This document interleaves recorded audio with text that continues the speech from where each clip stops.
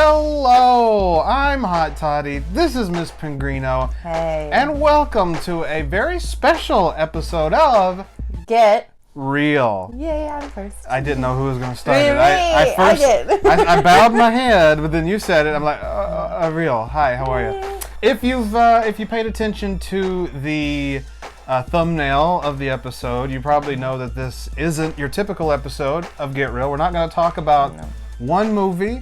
However, this isn't a Get Real exclusive where we talk about one specific director or actor of a film franchise or of numerous films, whatever.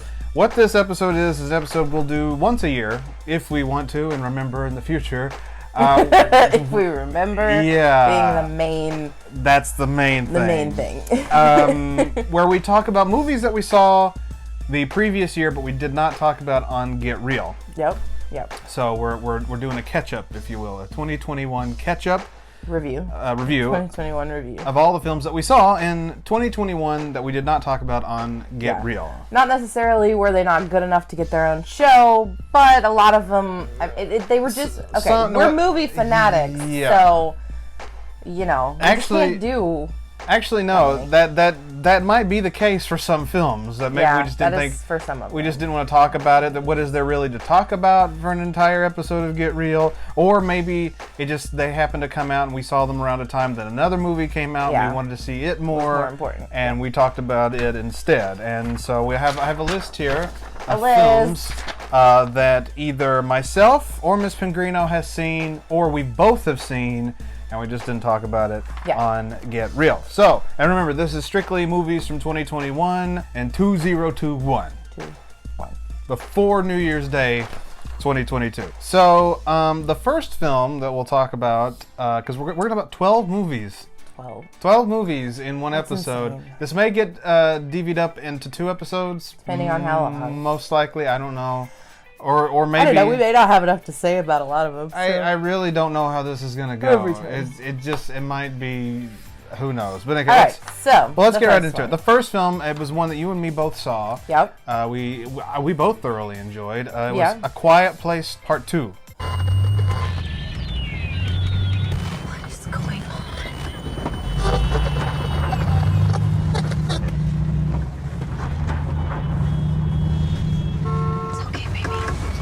Mom? Yeah. That's Emily Blunt. John Krasinski is in it in not even archival footage. He's in the film. You remember because spoiler alert, in the first Quiet Place he gets killed. But then he comes back. So the whole point of A Quiet Place. Well, no, hang on. He comes back in scenes that take place before the first film. So they actually got some footage of John Krasinski, which is nice. Yeah. So the reason they have footage of him is because the whole point of A Quiet Place 2, at least the first part of it, is to explain a little bit more as to why what was going on in 1 was partaking. What was happening when the aliens got there. Why the aliens? We still don't really truly know why the aliens are there. We also still really don't know why they react to just noise. Why they react negatively to noise. Mm-hmm. But apparently there's going to be a third one, which goes deeper into why. Yeah, I don't know if I necessarily want a third one. Well, that was kind of my feeling about this one. Is that what was so interesting and entertaining about A Quiet Place #1 was because it was just a movie that started their aliens. There is no backstory. There's not. Yeah, it's not there was no backstory. It's not like Independence Day, where the first 30 minutes is the aliens coming to Earth, and then all the humans acting, not sure. Oh, what's going to happen? Are the aliens here for good? Are they here for bad? Should we evacuate city? Blah blah blah. And then finally, almost an hour into the film, you finally get some action and they blow up the cities and all of that. You don't get all that. It's just monsters are here, deal with it. Good luck. And that's where it is. And then you dive right in with John Krasinski and Emily Blunt and their family and dealing with these horrible aliens. So that's what I found really compelling and interesting about the first one. The second one does the thing that in a movie like this you don't really want, is that they go more in depth as The to backstory. why they're there. It's like I don't really need to know why they're there. It's just it could just been a simple story. Aliens here attack. John Krasinski dies. The family saved. You said we liked it. this movie, but you're making it seem like we didn't like this but movie. that's the funny thing is because we had this. This was the reaction that we had. Yeah. Was we could have just left it the way it was in the first film, but it was actually the second one was actually really good. So it was a good movie. Better than the first one, I think. I think so. Yeah. In terms of production, I thought it was actually better than the first one. They were about the same for me. But You basically, don't like horror movies, though. I don't. Not that this is a horror movie. It's just a very jumpy movie. I don't like jumpy things. It's sci-fi horror. But there's different kind of horrors for me. Like bloody, gory horror, that doesn't bother me because like I watch murder shows on the daily, so that's fine. But the jumpy shit. I have to watch my back. He does. It reminds me when Betty and I first fell in love. I had just finished my film Cobbler. This was a 50-50 movie for me. It was a good movie. I don't feel it was necessary. That's kind of where I'm at too. It's sort of like a good example of that is we just came out of the Christmas holiday as Home Alone 2. It wasn't a necessary film. You didn't have to lose Kevin again. But we're glad they did because it was a fun romp in New York. You know, I definitely. I mean, grant you, if there is a third, I'm sure we'll go see the third. Yeah. I don't particularly want a third, nor care for a third. Well, the thing is that it's set up at this point for a third film. We're probably going to get one against our will at this point, which is fine. So, but quick, again, like little spoiler as to how it's set up for a third is basically now they know how to kill the aliens, so they're going to try and be able to do this for the entire planet to gain the planet back. And I'm afraid that the third film is going to be nothing but like action. We're taking down the aliens, It's sort going of to be like instead of sci-fi horror, it's going to be sci-fi action. sort of like the end of Independence Day, where it's just all about taking down the aliens. I don't know. We'll probably see it, like she said, but yeah. But what's weird again is I actually enjoyed A Quiet Place 2. I thought it was a fun film. So, but it was good. But so recommend or not A Quiet Place 2? If you're into sci-fi Finland. If you're into sci-fi horror, it's a good movie to watch. And I would recommend it too. So. I would recommend it just because it is a solid film and it is a solid sequel. And if you enjoy The Quiet Place story and you're cool with continuing the story, go see it. Or go see it. It's out on DVD, it's out on DVD now, whatever. Yeah, but it's definitely worth a watch, I would say. So yay on Quiet Place 2. Yay.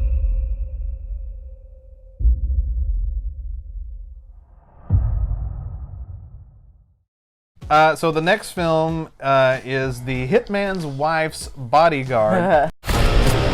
He has had a tremendous year. Michael Bryce is the bodyguard of the year. Woo!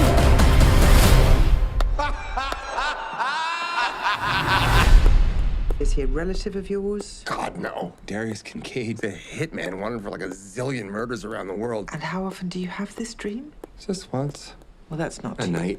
This is the first of 3 Ryan Reynolds films that we saw this year. The first of 3. Which, first off, I am going to be a little jaded to all of those films because I love Ryan Reynolds. Well, who doesn't love Ryan Reynolds? To be honest, I don't know if there's something that he's in that I don't enjoy. So, this movie for me, though, it's really funny. It's actually very funny. It's pretty damn hilarious. It's also a sequel. It is. I'd never seen The Hitman's Bodyguard. We still haven't. Still haven't seen it. We gotta watch it. But I mean, it's pretty easy to get with the premise. Ryan Reynolds plays a bodyguard that was sent to go protect a mobster. Is that? Well, so he's a bodyguard. I don't want to say he's not a very good one. No, that he's not a very good one.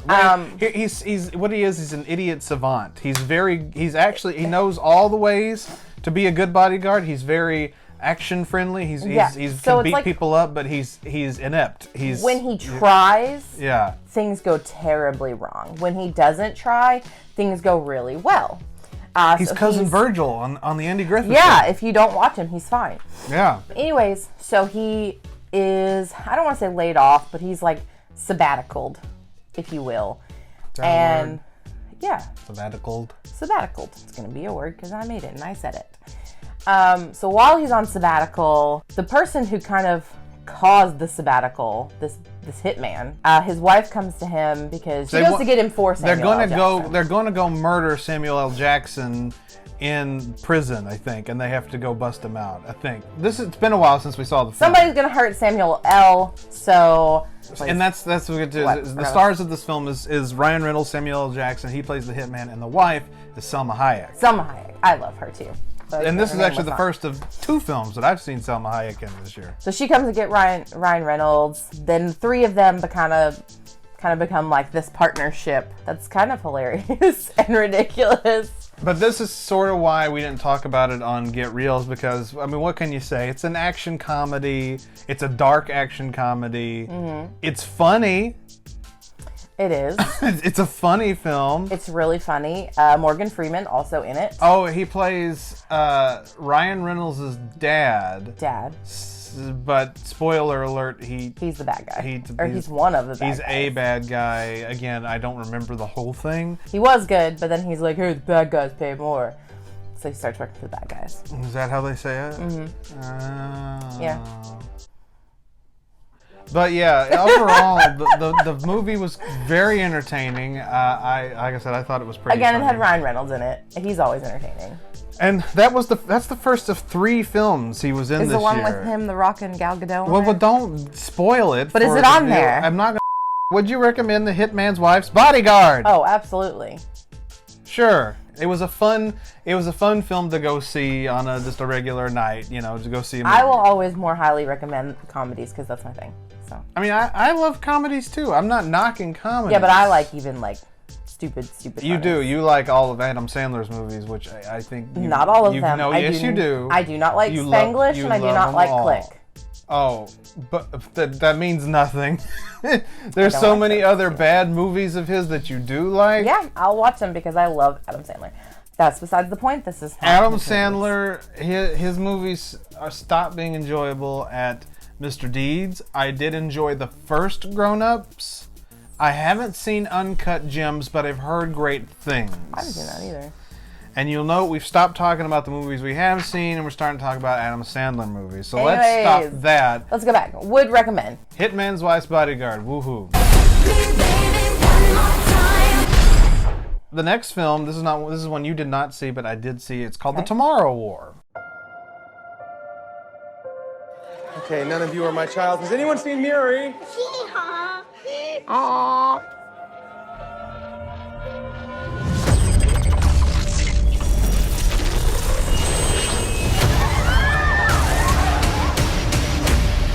Okay. This is a Chris Pratt vehicle. It's a movie that takes place in the not too distant future, and what happens is... Sorry. I'm sorry.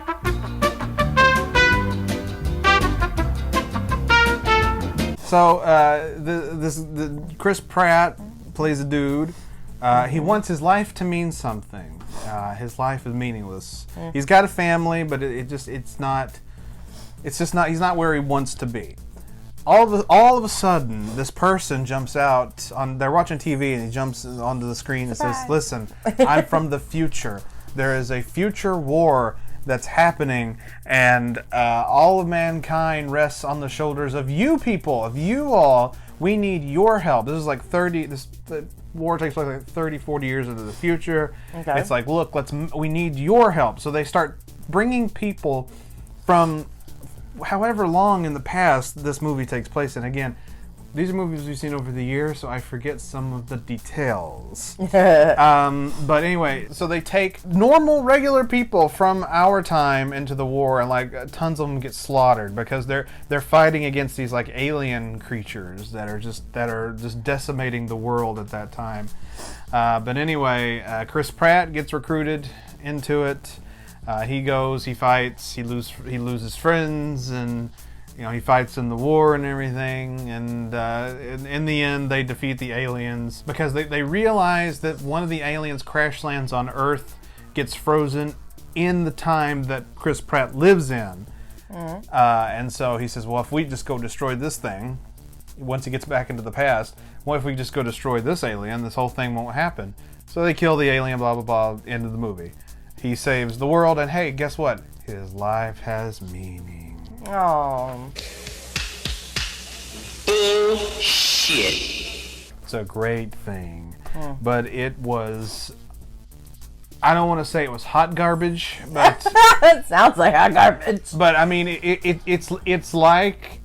It's just like a movie that you probably would have seen in 2020. Just like whatever we could throw... Because this was on... Whatever we could throw together, we're going to put together. I don't think this was in the theaters. We watched over the 4th of July holiday on Amazon, I'm pretty sure. And it just looked like a movie that took minimal effort. It's like, alien movie. We're just going to go and we're going to do this. And, you know, it was fine, but I got pretty bored pretty fast. Yeah. J.K. Simmons is in it. This is actually one of 2 films that's on here, but J.K. Simmons was also in a movie that we talked about in the last episode, Spider-Man No Way Home, because he played J. Jonah Jameson. That's the Farm Bureau guy. Bum, ba, bum, bum, bum, bum, Bum. bum. We are farmers. That's the only way. That's the only way you remember him. Is That's the only way, like, he's the Farmers Bureau. That's the only way that Farmers the Insurance? name No. immediately connects. I know I've seen Farmers other Insurance. Farmers Insurance. Yeah. I know I've seen other things with him in it. It's just that's because that's what he does most often nowadays. That's what immediately clicks in my brain. No, he's in award-winning movies. I know that, but like, He's also the voice of the yellow peanut M&M in the M&M commercials. is he really? Yeah, Oh, that's him too. That's adorable. This is an envelope. This is your mission. No, this is an envelope. That's J.K. Simmons as well. He's a very versatile actor. Okay, then I'll just start calling him the Yellow Peanut from now on. Oh, that's better. But no, he's in it. He plays Chris Pratt's dad. He helps to destroy the alien. It's fine, but I wouldn't recommend it. It's just. I saw the previews. It was not something I cared It's to just, watch. like I said, I got bored with it. It kind of reminded me of like a Will Smith action film. There was one he did called like After Earth, I think, with his kid. It came out like 8 years ago, and it's a lot like those like post Independence Day, post Men in Black action films that are just not fun. Like, we know Chris Pratt from Jurassic World. We know him from Guardians of the Galaxy. Hell, I've got him sitting over here on the floor. I love Chris Those Pratt. kind of movies, though, I feel like those. we've outdone them. Like we're just kind of over them. Guardians of the Galaxy? No, like Independence Day, alien invasion type. Well, movies. that's why- we've overdone them so much at this point. Well, that's why, like we were talking about comedies. That's why you rarely see comedies in theaters anymore, because comedies tank. Every time they do a comedy in a theater, it tanks. It just doesn't do very well. They do really well on Amazon, Netflix, HBO Max. They tend to go out there nowadays, and not so much, out into the theaters. But I think they kind of realized what they had with the Tomorrow War, and I think it was the same concept. Same concept. Yeah. This movie is not gonna do well. It ain't great, so let's just put it out. Let's just put it out. But I would not recommend it. It's not fun. And I didn't see it, so I have no recommendation. The Tomorrow War.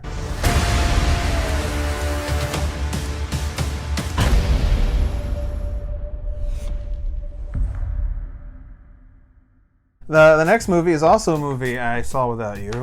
We watched it in the same weekend. I think it was also on Amazon. It's called The Ice Roads. What the hell was that? The Ice What Roads. about Ice Road Truckers? It is. Okay. It's an action movie based around ice road truckers. Wow. It stars everybody's favorite action star, Liam Neeson. Knock, knock. Come in. Hi. Hi, how's it going? What seems to be the problem? I've contracted AIDS. What do you say? Again, this is another movie, or it's just like, what? Why? Why was this made? I understand the concept of Ice Road Truckers. With a 130,000-pound crane already pushing the fragile ice. Even a single truck could be enough to start the pressure waves flowing from both directions and shatter the ice. What are they gonna do? Like, real real ice road truckers. Real Ice Road yeah. Truckers, yeah. Not so much a movie about Ice Road Truckers. Not so much. Because it was just unreal, and it just didn't make any sense, and I mean, it made sense, but it was like there's this big cover-up conspiracy going on. Like the one of the owners of the big ice road trucking company is trying to do something suspicious with money, and so they're trying to get rid of all the products that Liam Neeson and his team are bringing across the ice, and there's an inside guy in the little group that's with them, and he sabotages everything. But Liam Neeson is not going to take that. I'm going to take him down. What accent are you trying to do? Because if it's supposed to be Liam Neeson's accent, you're dying. Hello there. This is your cute little furry pal, Grover. This is Liam Neeson. No, you sound like you're just like, I'm Batman. I'm Batman. I'm Batman. You just sound like you're trying to poop. That's fine.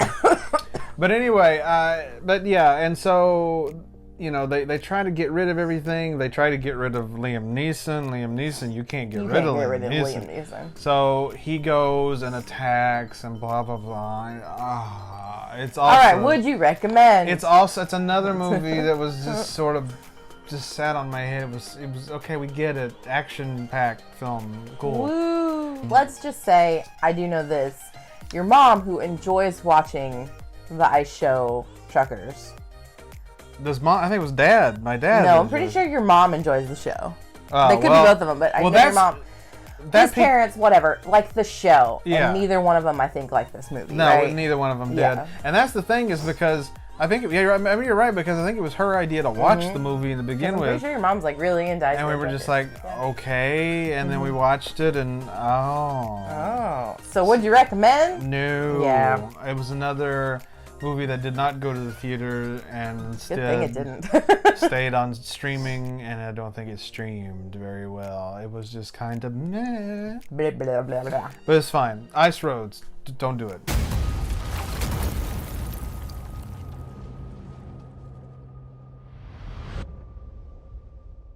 The next film we're going to talk about is our next Ryan Reynolds vehicle. It's called Free Guy. Free Guy. Good morning, Goldie. My name is Guy, and I live in Free City. I have everything I need. Now, as comedies go, I loved this film. This is so good again. I thought this movie was hilarious, and I thought it was a clever concept. I actually thoroughly enjoyed it. So it's a video game type movie, but these two kids create this video game system. It's that as you play, the characters in the game learn. It is stolen by the evil corporate guy who just like bails on them, tries to make money. It's one of those games where, like a bunch of people all can come together and play. It's kind of like a Sims. It's like a Sims, but it's also a community like sim. Sort of like a streaming type game where a bunch of people can come together and play with each other. And then there are You can also do that on the Sims. Emotional damage. But then there's also the characters that don't matter. They're the people that just walk around. The PCP players? PCP. I think that's a drug. It's PC something. PC players. Maybe there's no P at the end. It's just PC. I don't remember. Is it NF? It's not NFTs, is it? No, that's something else.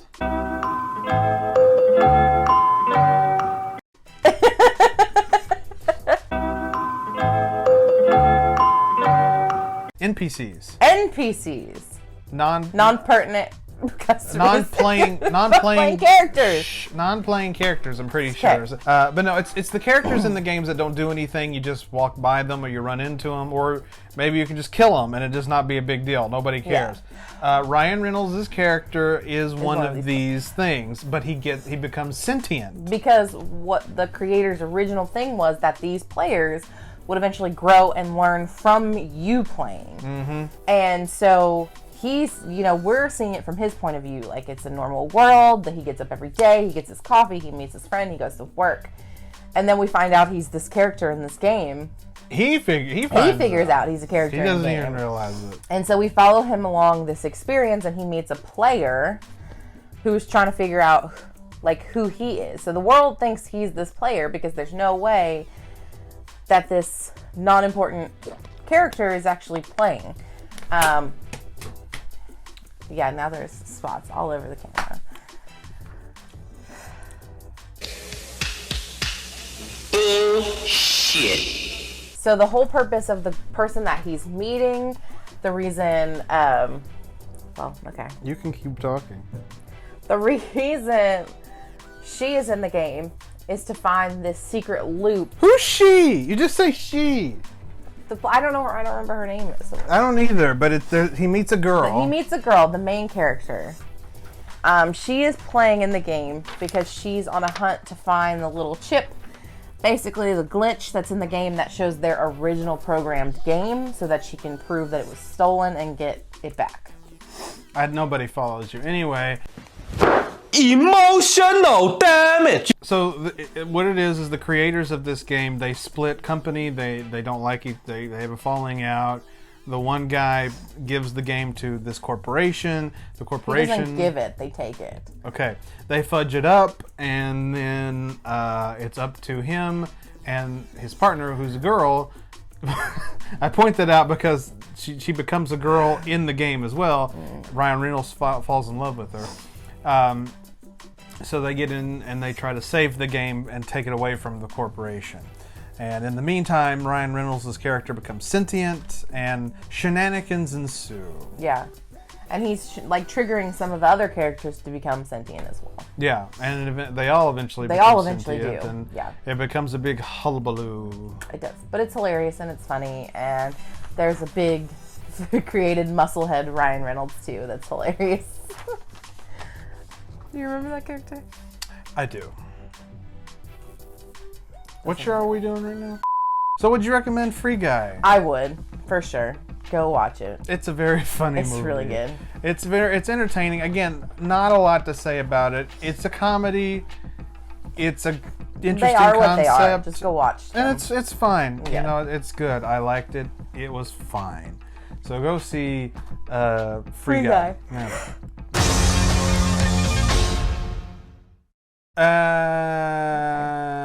Nobody. So they took maybe $20 and an old watch? Mr. Madsen, did you even take a swing? No. Could have taken her, Dad. I saw the Bob Odenkirk film Nobody. It's an action movie. It's a black action comedy, much like the Hitman's Wife's Bodyguard. Very, very, very good. Bob Odenkirk plays this former government badass. He was like the taker-carer of bad guys for the government. He eventually gave that life up to be married and have kids, but he is so bored with his suburban dad lifestyle that eventually he goes berserk. There were some people that was in his house and they broke into their house. That's what it was. Yeah. There was a guy and a girl that broke into their house, and he just goes to where they live and went ape crazy on them, and then realized, I gotta be that dude again.